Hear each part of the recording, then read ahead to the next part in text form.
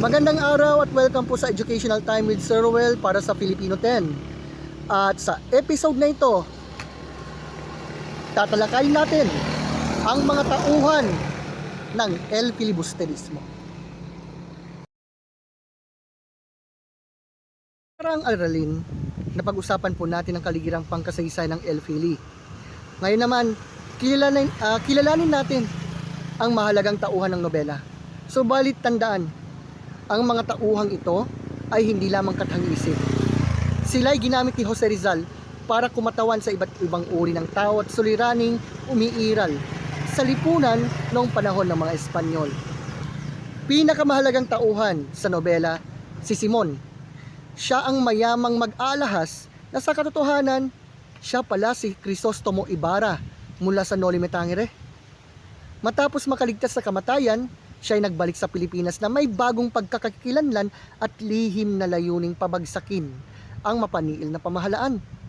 Si Simon ay sumasagisag sa taong nawalan na ng pag-asa sa mapayapang pagbabago at naniniwalang tanging himagsikan ng solusyon.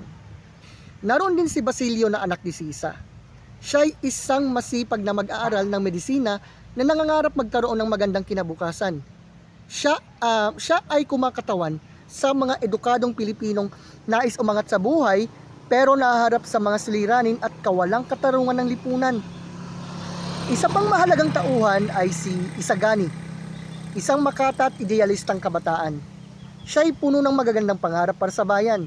Ipinapakita niya ang kabataang may malasakit sa lipunan at handang magsalita para sa pagbabago. Kaso nga lang, ipinakita rin sa kanyang karakter na kahit mabubuting layunin ay maaaring masubok ng damdamin at pansariling interes. Bukod po sa nabanggit, makikita rin po natin si Cabezang Tales. Siya ay isang ordinaryong mamamayan na naging tulisan dahil sa matinding pang-api at pagkawala ng kanyang lupain. Ang kanyang kwento ay larawan ng mga taong nawawalan ng tiwala sa sistema dahil sa kawalang katarungan. Samantala, si Padre Florentino ay kumakatawan sa mabubuting Pilipinong pari. Matalino siya, makabayan, at naniniwalang darating ang panahon ng tunay na kalayaan para sa Pilipinas.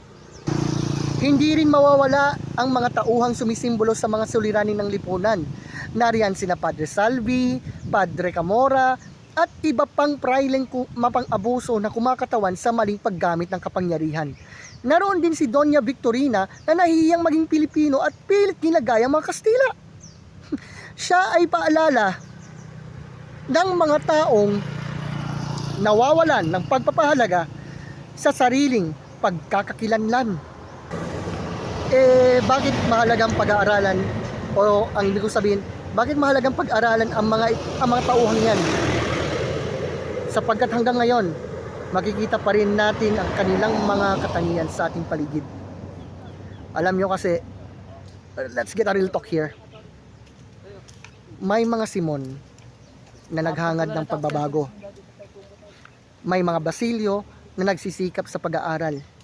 May mga Isagani na nangangarap para sa bayan. At maging mga Cabezang Tales na biktima ng kawalang katarungan. Bandang huli, nais ng ating pambansang bayani na maunawaan natin na ang bawat tauhan sa El Fili ay may mahalagang mensahe. Hindi lamang sila bahagi ng kwento, kundi mga salamin ng lipunan. Sa pamamagitan nila, mas maunawaan natin ang mga suliranin noon at kung paano tayo maaaring maging bahagi ng solusyon ngayon. Kung ikaw ay magiging isang tauhan sa El Filibusterismo, sino ba ang nais mong tularan? At anong mabuting katangian niya ang maaari mong isabuhay bilang kabatang Pilipino? Marami pong salamat sa mga nanonood sa atin at nawa marami po tayong matututunan lalong-lalo na sa mga susunod na episode. Magkita-kits po sa lahat. Maraming salamat at pagpalain kayo ng Diyos. Mabuhay ang kabataang may malasakit sa bayan.